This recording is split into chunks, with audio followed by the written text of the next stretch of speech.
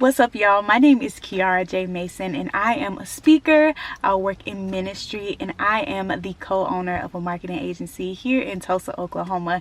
And I have a word for you today. So if you're new to my channel, welcome. I just love to encourage. I love to share what the Lord places on my heart to share, but also the lessons that I'm learning in real time, because oftentimes what I get can be an encouragement to others. And so I utilize this space to be able to share those things and not hoard all the beautiful revelations that the Lord gives me to myself.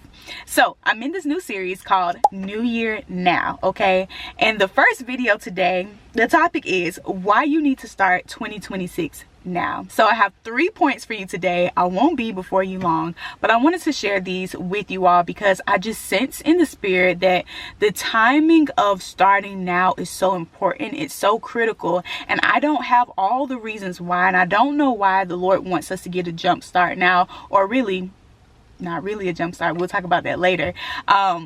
But I just believe that the timing is now to get some things in order. I believe that God is resetting us. He's allowing us to restructure things that may have been out of order. And He's given us this opportunity to reset now. And I think we need to take full advantage of it. So starting off with number one. Number one, you need to come into the new year resolved, okay? We talk about new year resolutions all the time, but we need to be in a place where we're already resolved. Oftentimes we don't complete the new year resolutions, or whenever you make a resolution or a commitment, it's because we're not resolved that we actually want to get it done. So if you are not familiar with the Hebraic calendar, this was the calendar that Jesus used in biblical time. Some people get scared when we start talking about like the festivals and all the things, but there is a holiday called Rosh Hashanah, which is typically the new year, and it starts in September of our Gregorian calendar, which is the US calendar that we utilize. I'm based in the United States, and so it starts in September, and I always felt like September was a beautiful month, and not only because it's my birth month, and literally probably 75% of my family is born in September, including my husband and my daughter and my mother-in-law and brother and a host of cousins. But I always felt like it was a beautiful time to restart things, and it is. And so last month, we're in October now. If you're watching this, it's October 2025. But in September we started a new year, and they have been declaring it's the year 5786, the month of pay, which is our mouth, and all the different things have been beautiful. But I want you to know that technically a new year has already started in the spirit. It's already started. And so when we go into January of our calendar, we're essentially going into Q2 of our new year. So I want you to know that you need to come to a resolve now, because we're already spiritually in a new year. If you can't sense it, it already feels new, okay? I remember I was scrolling the other day, and I have been in a place where I do this challenge called Discipline for Destiny, where every start of the quarter, so there are 4 quarters in a year, at the start of every quarter for 40 days we do a challenge, which really is a consecration, but we focus on 4 things. We remove something from our diet. We have a spiritual deposit. We're putting something back into us spiritually, whether that's prayer, praying in the spirit, sowing things, whatever that may be. We have a workout discipline, and we work on our dreams for at least 15 minutes a day. We work out or walk at least 30 minutes a day. And it has radically changed my life, to be quite honest. And I have heard so many testimonies of people's lives being changed, them starting programs, entering doctoral programs, lowering their blood pressure, losing over 40 pounds just by being a part of this. And it's crazy because the Lord just gave it to me because I needed to get myself in alignment, and it just so happened to bless others. So that's really the story of my life. The Lord gives me instructions, I share with other people, and we all get blessed together. I say all this to say that this year, we're on round 6 now, but this year it was hard. Round 4 and round 5, y'all, I didn't want to do it. There are some days that I did not show up for myself, and I was not disciplined for destiny. I was quite undisciplined, and I just chose not to show up. And I remember scrolling, and there was someone that said, imagine what your life would look like after 1 year of consistency. And I got convicted because I started seeing pictures of people who literally was disciplined in working out for a full year, and they had muscles and abs. And though I am the healthiest I've ever been, I know that there were some results that I wasn't getting because I would have this spark of being disciplined for 40 days, and then I'm crashing out after that. I'm doing whatever I want to do, and I didn't crash out completely, but it was just like, okay, I'll do whatever I want to do, and then I'll reset again. When in reality, the whole purpose of the challenge is so that we're aligning with our destiny, and this is a catapult into us establishing new rhythms and routines for the rest of our lives, not just every quarter. You know what I mean? Anyway, so that was that, and it really convicted me, and I really got to a place where I was just really sick and tired of being sick and tired. This has been a challenging year, physically, emotionally, financially, relationally. All the different things have happened, and I realized that I don't want my life to look like this next year. You shouldn't want your life to look like this next year, but it isn't sometimes until you get a resolve in your heart that I don't want my life to look like this anymore, that you actually change. And some of you haven't gotten tired of being sick and tired. You haven't gotten tired of making less than you deserve. You haven't gotten tired of being in the position that you should be in. You haven't gotten tired of repeatable things happening in your life that are detrimental. You just haven't gotten tired of it. And I want you to know that you don't have to get to that place of being sick and tired, but you definitely want to get to a resolve that says, hey, what this year looked like, or what this season looked like, or where my life is right now, I don't ever want to see this season again. And so I'm going to purpose in my heart to not let it happen again. And that's where I want you all to be. All right, number 2, you won't commit to what you haven't considered. And when I say considered, I'm talking about you haven't thoughtfully sat down and just reasoned with your life, what you're going through, where you want to go, what it takes to get there. And oftentimes we don't get to where we actually want to go because we haven't taken thoughtful consideration of where we actually are and where we actually want to be. Sometimes it feels idealistic, like, oh yeah, I want to make more money, or I want to write the book, or I want to lose weight, or I want to eat healthier, and all the different things, but you never really get to it because you haven't thoughtfully considered the pros and the cons, the consequences of if you don't do it, what will happen. So I'm gonna go through these points. What are these actual goals that you want to work on in 2026? Do you even know where you want to go going into this new year? And I know sometimes it can feel a little gray, especially when life has been just challenging in general, and you're like, I can't even see past the next hour. And I literally told my manager the other day, I was like, I can only live hour by hour at this point because so many things are happening. I don't have vision for whatever, so I can understand if you feel like you're still in a crisis mode, so it's hard to see from that place. I encourage you to try to rectify whatever you can. If it's a financial challenge, can you get financial assistance right now? Can you call a friend to help you? If mentally you just feel off your rocker, go to therapy. If you need to get stabilized so that you can go in with a clear mind, because you need to thoughtfully consider where you're going. Okay, so not only do you need to know where you're going, what goals you have, but do you not want them now? I think it's so interesting that we start planning. We often plan late. So we plan and think about what we want to do in 2026 on the 2nd day of January, which is far too late. And sometimes mid-December is too late. We need to move that timeline up, because the reality of it is that we still want what we want. In our head, we think that we can't start working on it until later.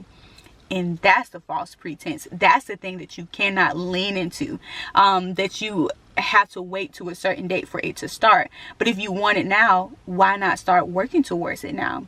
And I promise you, if you start working towards it now, if a new year helps you, if a new year, new you is a thing for you, then maybe it's important, and it might help you if you start getting your momentum now, so then you don't have to build it up after the holidays, after you've done all the things, you wore yourself out trying to get back to going back to work and all the different things. Why not start now? Okay, and if you see me looking down, I'm looking at my notes because I'm trying to be concise, y'all. Then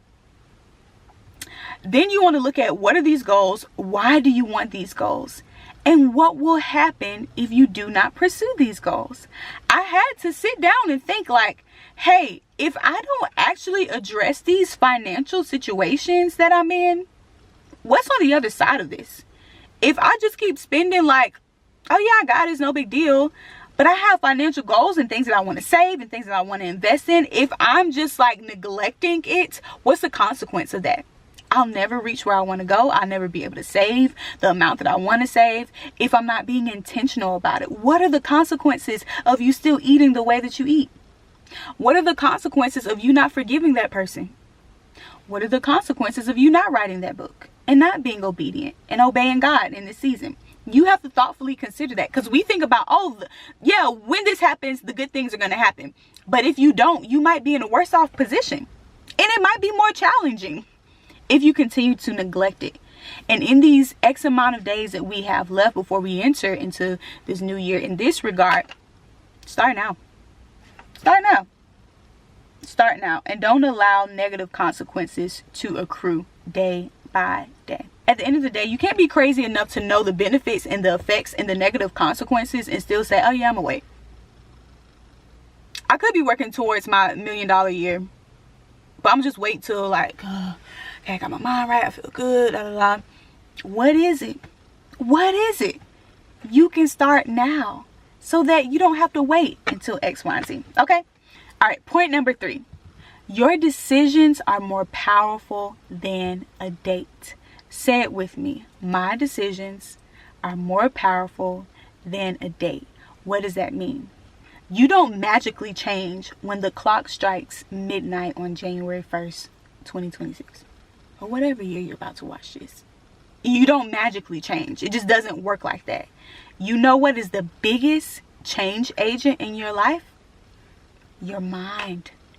A mind that is fixed and says, I'm going to do this. I'm determined to get it. I've decided. I love that song. Lace up your boots, put on your backpack. I have decided I will follow Jesus. There is no other decision. I have a resolve. Like we said for number 1, I have a resolve. There is no other God that I'm going to serve. There's nothing else to entertain. I can only pursue him in the word of God through the Bible.